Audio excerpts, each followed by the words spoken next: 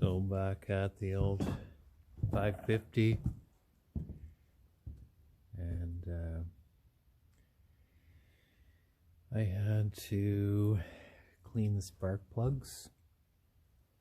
That was one thing. They were pretty dirty. The main thing was cleaning the carburetor, and I had to take it off. A couple 1/2-inch bolts, no big deal. Little pin to pull here. Take off the gas line. Carb comes off. There's 5 screws, and then the thing splits apart. And what was happening was where the float mechanism is, and there's a valve that when the flow drops and it asks for fuel, there's a little pin somewhere, just in there somewhere.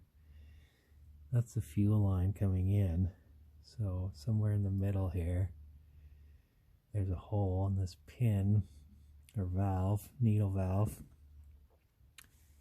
As the floats rise up, they push that little valve in, and it's seated at a tapered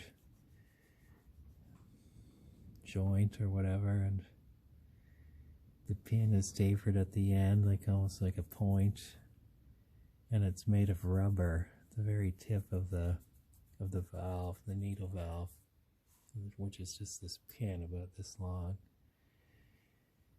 Anyways, it was the main thing.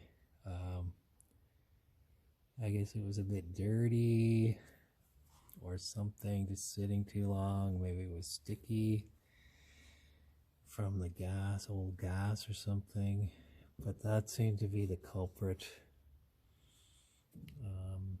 Anyways, once that was fixed up, spark plugs needed cleaning anyways, etc. Seems in order now.